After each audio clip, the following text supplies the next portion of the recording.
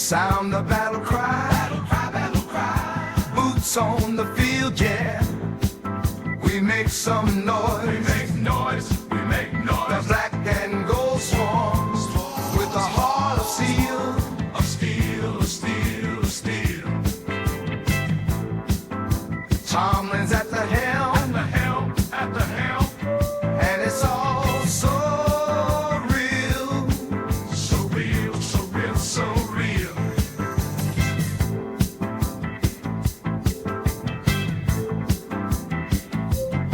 Cause I'm watching, watching, watching, watching, and I'm leading, leading, leading, leading, and I'm winning. I'm with the team I'm rooting for. I'm strategizing, strategize, never quitting, quitting, black and yellow, flowing through my core.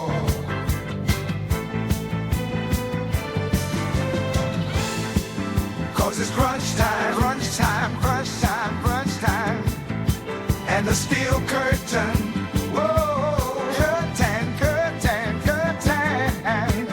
We blitzing with the force, we're bringing more. I'm commanding, I'm command.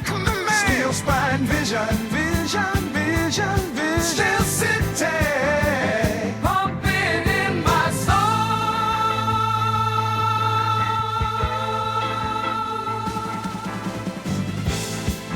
We got the power, power, power in every hour, hour, hour. Pittsburgh rushes in. Here we go, here we go, here we go. Defense like iron, like iron. Positions firing, firing, firing, firing. But we're here to win. We're here to dominate. Yoy! I'm not gonna worry about your level of concern. Yoy and double yoy! We talking about Twitter. Triple yoy! think of how stupid the average person is, and then realize half of them are stupider than that. Quadruple yoy! Coach T, besides my Lord and Savior, Coach T saved me. It's good to see the big boy. We mock ourselves.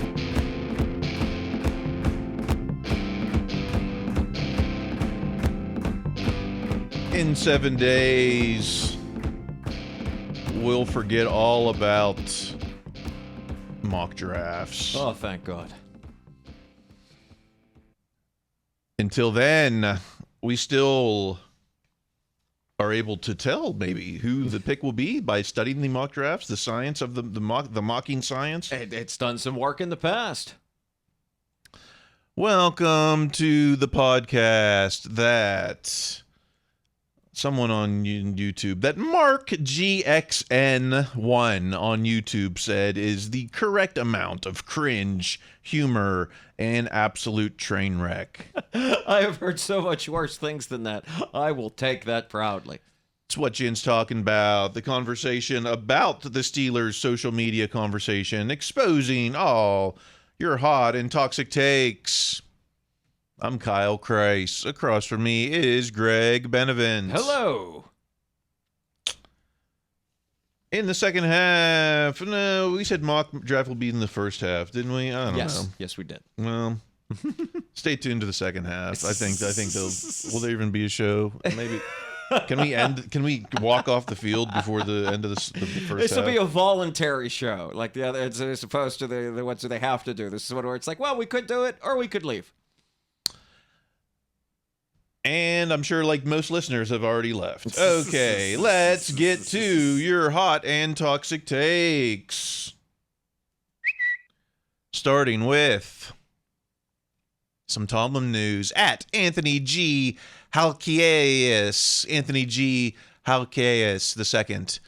Steelers Mike Tomlin pulled Javon Solomon aside and told him something interesting. Well, you know, all these clickbait headlines are always like, you know, DJ and Mitch come to blows or something. And now when we got some real some actual news, the headline couldn't be more boring than Mike Tomlin pulled Javon Solomon aside and told him something interesting. Talk about No, I was just going to say, Go. and this is not like a first round guy. Like, this is not someone that's in the mock drafts. This is a day 3 guy. This is just a player that, I mean, they're going to pass on several times before potentially maybe taking him. So it's not like Tomlin was trying to build up this big rapport with some franchise dude.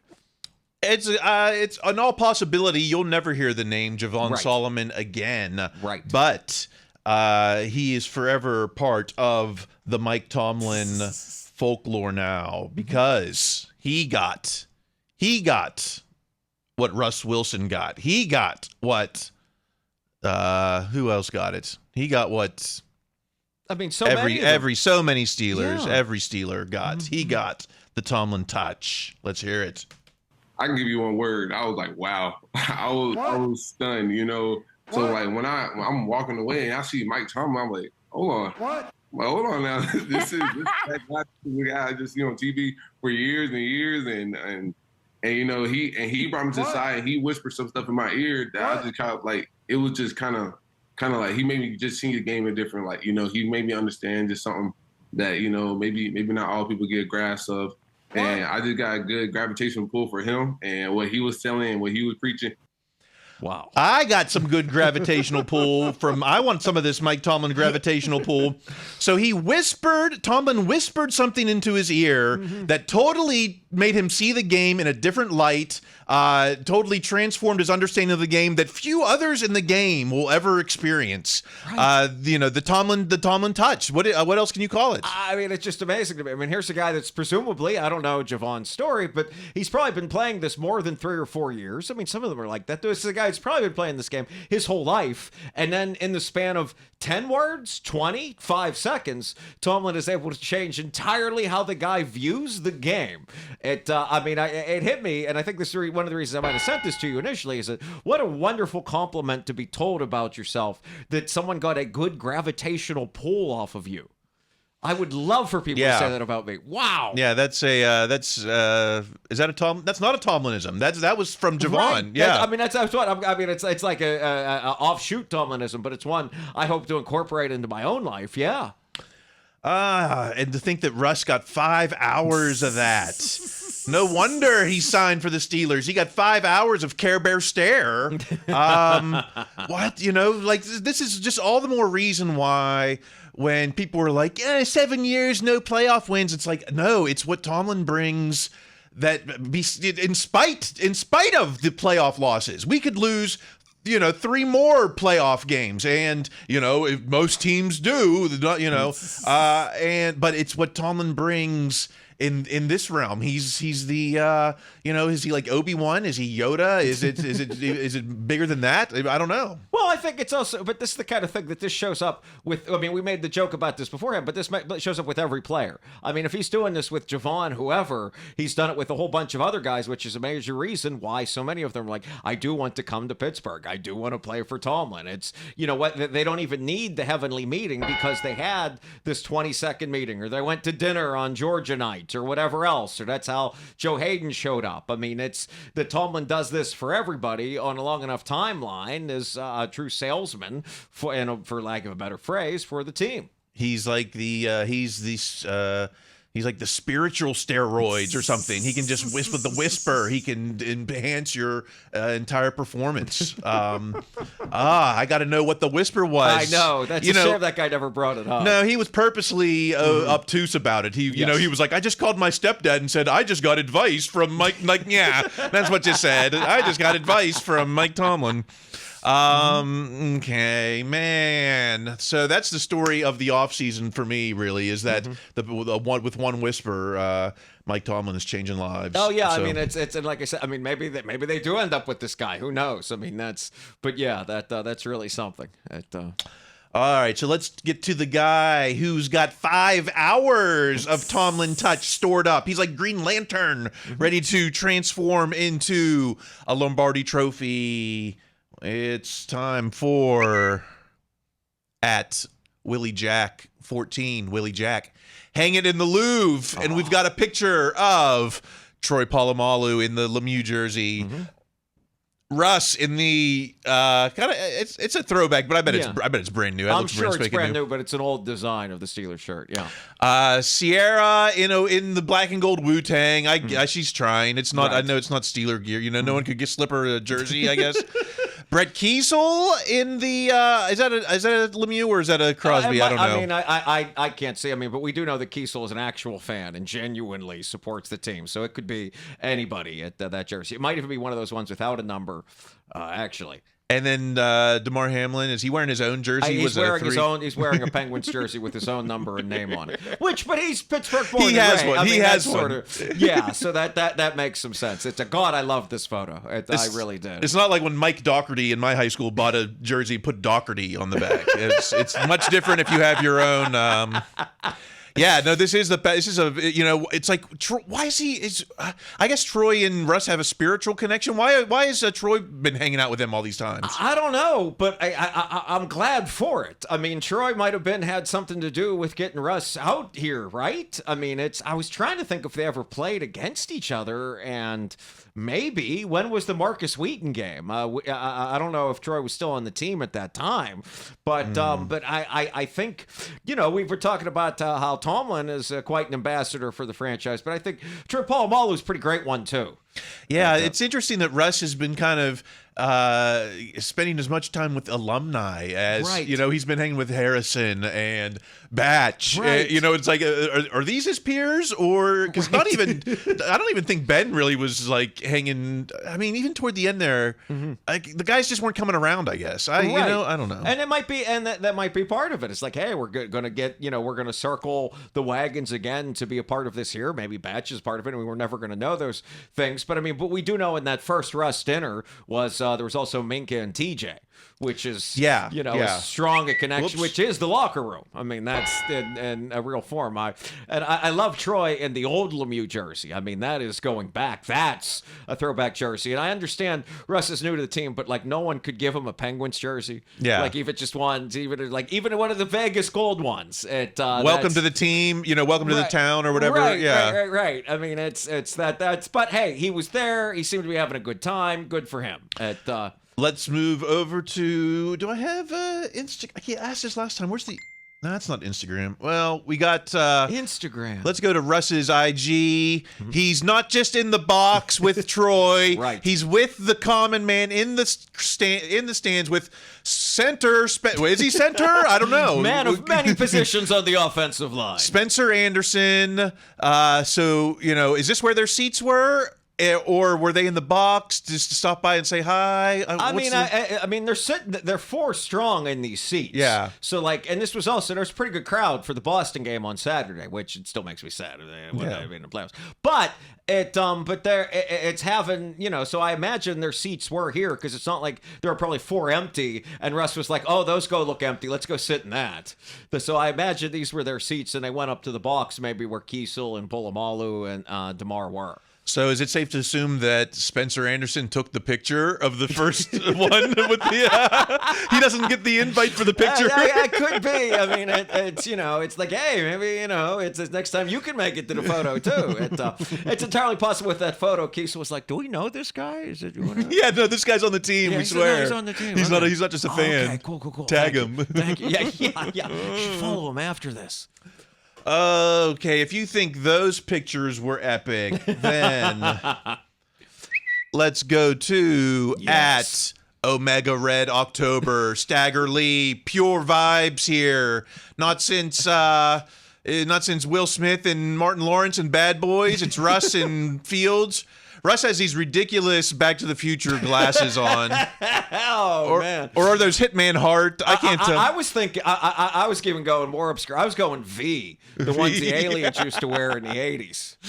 V, the visitors. The visitors, yes. And one thing I have noticed, and just seeing a few pictures of Justin Fields so far, and I get it, believe me, I don't mean to criticize the man, but there's not, like, if he's not actively smiling, he doesn't always look that happy.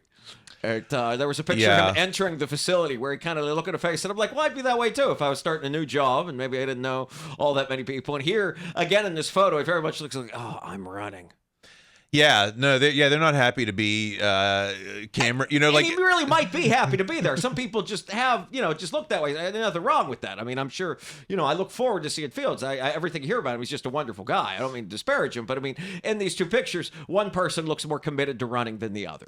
they just showed up at these OTAs or whatever. But they're like voluntary or whatever. There, right? there's already some gear there. Let me put this on. Well, what's catapult? I got to put on this catapult shirt.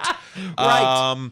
And why is it? And there's like 4 or 5 people with cameras, and we're just jogging. We're not even sprinting. Right. And, Although Russ looks like he's ready to do more than jogging. He looks like he saw the camera and decided to do more than jogging for this. Oh yeah, he's ready to cook right there. Yeah. Oh, give me this is my poster. Can we make a poster for my bedroom for this? I don't know. I mean, I'm sure someone can help you with that regard. Okay, well, enough QB talk. Is it time? Is it time? Where's the song? Yeah.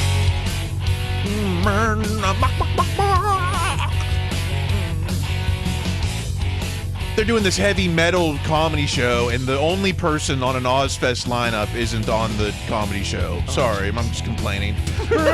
All these mocks make me mentally frustrated. It's a heavy metal show, right? Well, this guy was on the Ozfest lineup. Did you know that? I guess not, because you would have put him on the lineup then. Oh, jeez.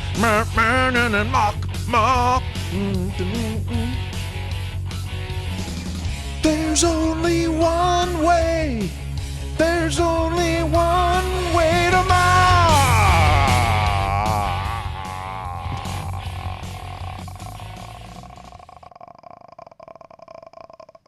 We only get to hear that one more time for the rest of this year. Can you believe it? One more week of the mock song. And also, I was about to say, other than maybe stand-up comedy, there are a few art forms where there's a greater differentiation between the fans and the artists than heavy metal. Yeah. All right. Mock season. This wasn't that hot of a mock week. Why was it so cold? Only 14 new mocks this week. Usually that's in because April. You're selective and smart about it. There were idiot mocks. There were mocks that had no value whatsoever, but you're smart enough now with a few years' experience underneath you to, keep them out of even this. Yeah, I have been leaner on the mocks. These things You've been that more were selective. That's like, not oh, leaner. we had 4 and 5 trades in the first round, which may have. I'm sure that It's not impossible. but I can't. Right, whatever insight there is in these, and there's not much, if any at all, is going to be drained out by having 4 trades in a mock. We've created the insight, and if it turns out not to be true, then I have nothing. What are we going to do next year? So we need this to hopefully look at even less than these if it doesn't work out this year. Yeah, just no mocks at all. No mocking mocks. Okay, mock takes. Before we get to the numbers, let's do the takes. Right? Mm-hmm. At PGH Steelers Now. According to Tony Pauline, the speculation around the league is the Steelers will take Graham Barton at 20. Speculation from people in the league familiar with the organization is that Graham Barton of Duke will likely be the pick. So, I'm familiar with the organization, but I'm not in the league, so that doesn't count. But then again, someone in the league like Jerry Jones could also have speculation, and this is as distanced from a real human being saying a thing as you can imagine. A person said that others in the league are speculating that the Steelers will take this player before we see what the board is, before if anyone drops down, before any of this. This will be the guy they take. Is it possible they take this guy? Sure. I mean, I can't say if anyone's rising or falling. I can't say whose name people are mentioning more than they did in the past. And in the last few weeks, they've mentioned this guy's name, this Barton, his name more than they had before, certainly more at the expense of something like Jackson Powers Johnson, which you're hearing less. So, I mean, that and what I just told you, it means about as much as the speculation around the league. It just means everyone thinks we're going to take the guy, right? And that's what everyone and not even everyone. These people. Like some folks, it's not everyone implies a majority or a lot of people. This isn't an everyone. This is a some guys. Some nights I think it's Graham Barton of Duke. I don't care. And is that even bad? I'm not. I don't hate the pick. I don't hate the pick. I mean, They say he's very athletic for a center. He played it his freshman year. Great. Yeah, I mean, does it sound like a first-round Kendrick Green? Right, exactly. I mean, it's every time someone brings that up, someone will swoop in to tell you why that's not the case. Yeah, no, this guy's much more athletic. I remember Kendrick Green squatting 500 cars or something. Yeah, Kendrick Green, bench pressing Jeeps. Yeah. Let's go to by Josh Carney. Well, according to the Athletics' Mark Cabali, the most likely scenario for the Steelers in the first round is a trade up to select an OT, offensive tackle. Wait, is this last year? Right. Or this year? If we are trading up, which tackle then are we speculating and reculating about there? I think we could be speculating or regulating about like 4 or 5 different guys, which is why this isn't crazy. Because like if all of those guys start to go, then it could be like, oh, okay, we're unlikely to get a first round tackle, so we're going to trade up for one. I mean, that's not insane to me. Like if the quarterbacks start to drop or the defensive linemen or something the Steelers maybe aren't looking so much at in the first round, then yeah, I could see them doing this. Also, it's not, if you're going to make a prediction, it's not all that crazy to predict they do the thing they just did. Well, okay, maybe. I just think like there's not too much. Before it was I don't know what it was before. I just feel like there's not as much time to draft to trade up. Everyone's going to be picking their quarterbacks and whatnot, and so we can't trade up too high. What are we trading up to? 17, 16? It would be. I think that's sort of it. Because I think I read or skimmed Carboli's comments, and it was basically not dissimilar to what they did last year, where they moved up 3 spots. And I think that would be the idea. Would move to 2 or 3 spots, hope to get ahead of like the Bengals or the Rams or one of those other teams that may be very much looking at a tackle. Or Graham Barton. I mean, would you want to jump ahead of? Would you trade up for your center at 17? I wouldn't. No. I mean, the idea. If there's one thing, and again, when it comes to draft and draft time and mock drafts, that's when a moment where you think, wow, propaganda really does work on me. I've started to take on the opinions of all the things I've read so much. And that's where I'm sort of getting to the point where like, I don't know about taking a center or in the first round that isn't like Marquise Pouncey again. And Marquise Pouncey was a 30? Was he a 30? He was, I want to say, I don't know what he was, but I don't think he was 15 or 17. I don't think he was 20. By the way, I totally forgot how sharp Tomlin's coat was in this picture. They should use this one more often.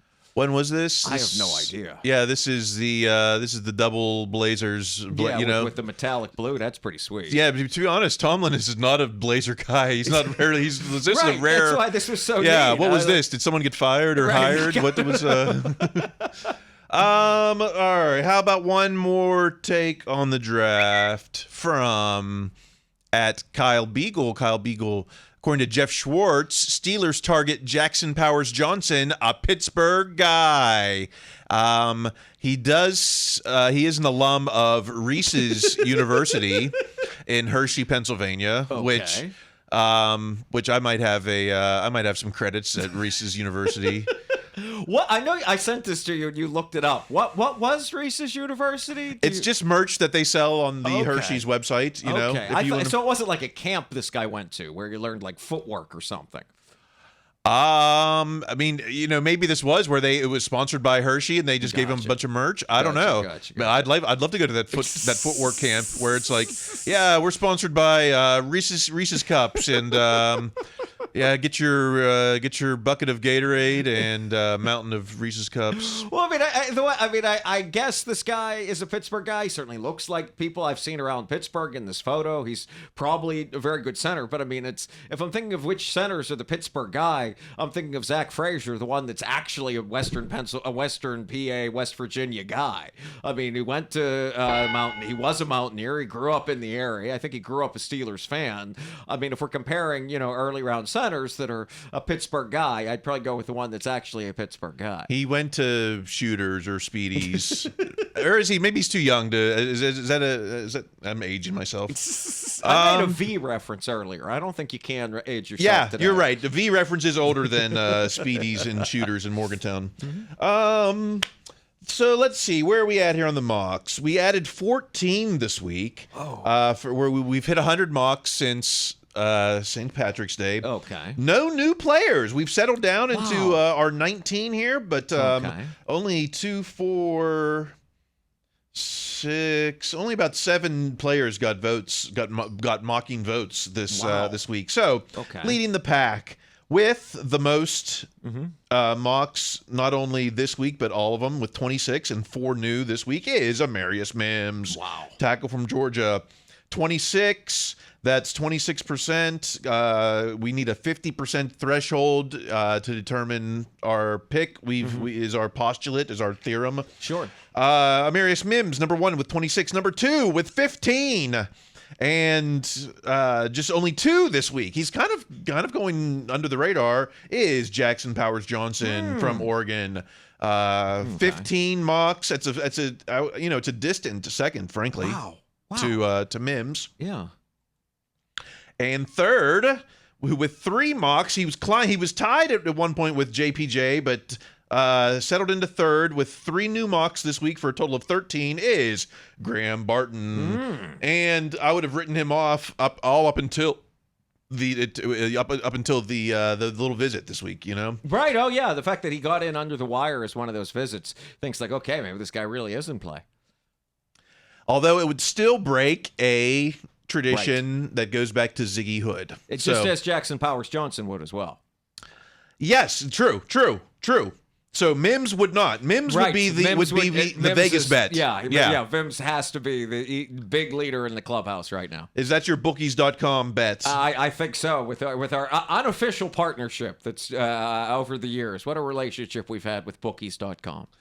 Kind of some honorable mentions. 4th is Brian Thomas Jr., the wideout from LSU, and a lot of these content blogospheres seem to give this pick some credence because Peter Schrager from Good Morning Football on NFL Network also mocked Brian Thomas, and for some reason that is enough to spawn its own set of clickbait articles, Well, I mean, there is an interesting thought of what happens if someone else does take Mims before the Steelers, which is entirely possible since Mims is so you could as a team, it'd be very easy to fall in love with that guy's talent, despite the fact he's A, been hurt, and B, barely played. And so you're not ruling out wide receiver? I mean, I think you can't roll out any of this just because what if Mims does go? I mean, that's something that we really didn't discuss during Kenny's year. Well, I mean, it seemed like Kenny might have gone earlier, but I mean, we never discussed it during like Najee's year. It's not like we were ever worried that someone was going to take Najee earlier. It was just that was always the pick. So I think if Mims does go earlier, I would rather they at least think about something else so as not to like do the Artie Burns, William Jackson III thing of like, okay, let's draft the second best guy at that position on our board, since that seems to be like something that so many of them have pointed to over the years and say, that's kind of why we screwed up there. Well, you've got Mims in Georgia. You've got this Futanu in Washington. Right. You've got Fuaga in Oregon State. You're telling me Latham, you're telling me between those 4 names, all going to go before 20? It's not great. It's not impossible. I mean, it isn't. I mean, it's unlikely. I mean, I hope it doesn't. It seems like they really want to get a tackle. But I mean, that's, if somebody decides, hey, maybe I'd rather have a tackle than take a flyer on the Michigan quarterback, or somebody thinks, hey, I want to get ahead of Pittsburgh because I'd like to get one of those 4 tackles. And then you're going to say, hey, we'll have one of the best wide receivers or something. Yeah, I mean, I could see them doing all kinds of things then. Then it's, and then I'm like every other fan. It's like, well, then you could trade back and get a pick. It's like, okay, well, who wants to trade back with you? Who wants to move up? Well, I'm at this. We still have a week left in mock draft season, but I'm willing to go out on take a stand, branch, go out on a limb, and say that it will not be a cornerback or a wide receiver. I'd be fine with it not being a cornerback or a wide receiver. That's just from the mock data. I'm not saying what I personally would choose. Maybe I would go with a wideout personally, but I'm going by the mock science, which is the only thing that I've spent my time on for the past month. So Oh my goodness! Should we get to the second half of this show already? I mean, goodness gracious! Coming up in the second half, we'll make it a short second half. Maybe it'll just be a third period. Maybe it's con season, but no Colbert. All this Colbert revisionist history. I don't know. I feel like we're talking about this every week now. Right. So maybe just a little bit of that. And much, much more.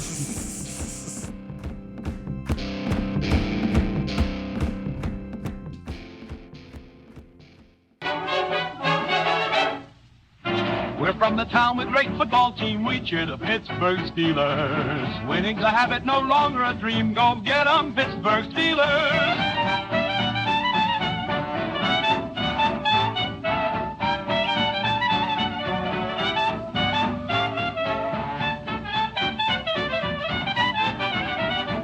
It's been many years in coming, so keep the Steelers machinery running. It's the second half. I guess that's a good time to remind everyone that you can see Greg and I perform every Saturday at Flappers Comedy Club in Burbank, California. Oh, yes. Including this Saturday with some marquee names like Jimmy Pardo and Wendy Liebman. That's right. It'll be good shows. Let's not oversell it. Let's not oversell it. All right, we promised some. Nothing wants to work. Con season, although really it seems to be a return to Colbert season. The revisionist history is every week now. Is this going to be a thing? Let's get to at Devin Burns 01. Devin Burns. Colbert's final years as GM set this team back 5 to 10 years. Now Omar Khan has to clean up Colbert's blunders and do stuff that Colbert was scared to do. Why is this all of a sudden these last? Has this always been this level of some Colbert contempt? I mean, this feels like it's just in the past month or so. Well, I think it is just in the past month or so. I also think this is the time of year when there's often nothing to talk about, but now there's especially nothing to talk about. They're probably not going to sign anyone else before the draft.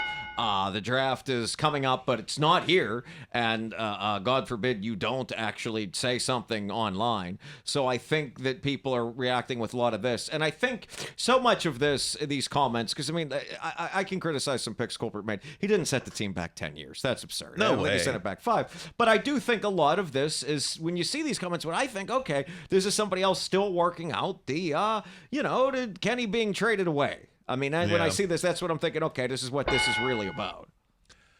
Yeah. I mean, Colbert's final years wasn't the 74 draft, It wasn't even Colbert's best years, but then again, everyone misses. Colbert's going to Hall of Fame, and he's still missed on plenty of them, just as even the best do. And some, we'll just find what a miss is, because sometimes, okay, we'll get there. Let's go to at Pittsburgh Sport, Steelers takeaways, known Tomlin hater. Maybe this might be the opposite take though. Kevin Colbert's one of the best GMs to ever work in the NFL. Period. All those saying he did a poor job in any stretch are blaming him for predominantly loaded teams underperforming. That's not on him. He has his misses like any GM, but he picked later. I mean, it's like. Of course, Colbert can do no wrong, I guess, in this guy's eyes. So it's all Tomlin's fault. Tomlin underperforming teams. And the players, too. I mean, he says they underperformed. So, I mean, the players have to be there, too. I don't know if these teams were quite that dominant, but there were some good teams that maybe could have gone better. But also, the other teams were on scholarship, too. Yeah. And, it's not... it's not that he did a poor job in any stretch. He maybe have done a great job either, but there may not have been. Look at some of those drafts, like the Terrell Edmonds. I mean, besides Lamar, you could say Lamar Jackson, but say they were not going to draft a quarterback. There aren't weren't too many people who worked out Right. in that span there. Exactly. That's definitely a good cause, and it's easier to criticize Colbert now from the future when you look back and say, okay, those teams didn't win a lot of games, but towards the end, he was drafting, as we can look back now and say, it seems almost exclusively to let's give Ben one last chance and try to build something of a nest for the new quarterback without, and that was Najee, and that was Pat, and that was supposed to be Kendrick Green, but again, you're gonna miss on some of that. So it's easier to look. This is some real hindsight, is 2020 kind of stuff, and I think it's one more way to think that okay, no one could have ever known that Kenny was going to be the so trade me guy instead of competing. Yeah. Oh, isn't that the really? That's what's underneath all this. This whole conversation to me. That's what the fact that we're talking about this now. That's what I think this is all really about. His whole legacy. If Kenny is a starter, that's his legacy right there. Boom. The fact that he's not now, it's like, all right, now we can look. Willie Reed didn't do this, and was Willie Reed? I don't think that was a Colbert guy. I was going to say, yeah. I mean, it might have been, but then he looked so fast. I mean, that was it's easy. You can criticize Willie Reed now, but that man looked fast. Dree Archer. Well, Dree Archer was almost my height. I mean, Chris Rainey was the only Steeler they ever drafted who was shorter than me, and he went on to be like an All-Pro, if not Hall of Fame returner in the CFL. So, I mean, there was something there. But anyway. All right, back to the Colbert hate. At Alexa Trade Talk, what was the biggest mistake Kevin Colbert made? Number one, trading up for Devin Bush. Now, this is some super revisionist history because in the moment when that happened, Devin Bush was Devin White and Devin Bush, and it was like the second coming of Quiver and Quake or something. It was like you couldn't miss with these guys. Devin Bush was a captain at Michigan. It was just, you can't blame Colbert for missing on Devin Bush. That was everyone's top 10 pick. Well, it was an institutional failure. I mean, they all scouted Devin Bush. They all went to Michigan's pro day. They all saw him. They all talked to him, and then they drafted him. I mean, it's an organization-wide failure, and that did send the franchise back years, not 5 or 10. But I mean, it did set them back, sure. But yeah, that's one of those ones where failure has many fathers. Well, I would put it on Devin Bush. Not it's like he was hurt too though. He did get hurt. I mean, there were signs before that he wasn't going to be like a big star. He did struggle with tight ends and all that, but once he tore that ACL against Cleveland during the pandemic year, that he was never the same after that. It's hard to blame. I'm having hard blaming Colbert. Okay, number two, hiring Matt Canada. Which wasn't Colbert's call. That's not Colbert's job, right? I mean, I don't think Colbert had anything to do with that whatsoever. So that's. I mean, I could see wanting to blame someone for this, but I think we've pointed the finger in the wrong direction. It was Rooney, right? Rooney and/or Tomlin. You have to believe Tomlin when he says he's the final word on that stuff. So, so it's got to be a Tomlin, Mm-hmm. I mean, so, okay. Number three, biggest Colbert mistake, drafting Kendrick Green at center. I mean, can you really say a third round pick that didn't work out? I can't say that. I mean, it's. I mean, if you want to, maybe if we're going to look at for like the biggest Colbert problem, I'm not sure how responsible for it was. If there aren't that many impact players that come from the last few drafts, maybe the problem was kind of in the scouting. Because if you'll notice, that's something Kahn did a lot to change too. It's a very different group of scouts than it was during Colbert's last year. So maybe that's, if we're going to look for what Colbert messed up, it was maybe having the wrong advisors, the wrong eyes in the field, and taking their information to lead to these decisions too, which would, it just feels like it would be Colbert's responsibility. So that could be, and that could explain a lot of things. That could explain Kendrick Green. That could explain some other stuff. But a third round center, no. though. I mean, not having a plan in place for when the offensive line got old, but they got old and injured, like it seemed like almost within like an 8-hour span in OTAs that one year. I mean, the offensive line disappeared practically overnight.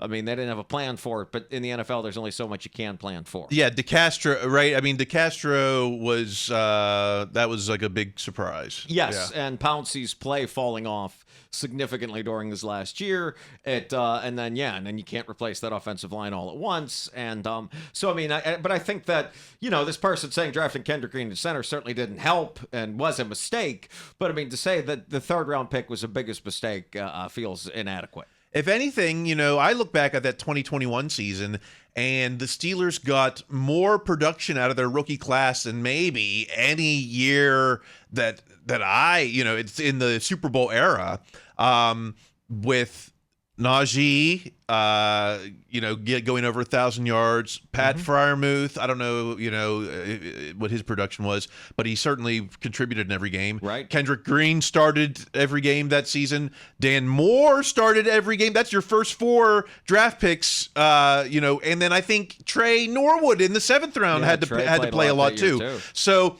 someone might say, oh, what a failure of Kevin Colbert, Dan Moore, Kendrick Green. And I'm saying, look, that was the most productive rookie class maybe in Steeler history, I mean, they certainly played a lot. They didn't maybe necessarily, some of them necessarily play at all that high a level, but Dan Moore is certainly someone that belongs in the National Football League. Najee and Freiermuth are on the brink of being stars, particularly Pat, if he can stay healthy. And Norwood is, how often does a 7th round pick ever see the field, much less contribute in this first there certainly were some players that got on the field in those last few years. Today it's like let's and in the past let's nurture these rookies along, but we didn't have that luxury in 2021, and we still went to the playoffs that season. So I'm not until Kevin Colbert comes out and says, "Man, I really blew it with Terrell Edmonds," or "Man, I really blew it with Danny, who was the 4th round linebacker. It never worked out. You're gonna have to be a little more specific. The guy from UCLA, or which Danny? one? Yeah, who was that? Oh God, I don't even remember. It was that the one where Tomlin lined him up against the 5th round pick offensive lineman at camp that was also a bust, and he said, "All right, I'm gonna have you two run at each other until I figure out if one of you is a football player." All right. Well, I think the band is trying to take the field. Are they? Is there a band? Nope, of course not. It's always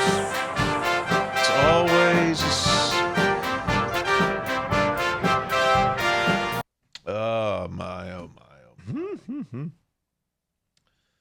Let's get to a couple odds and ends, starting with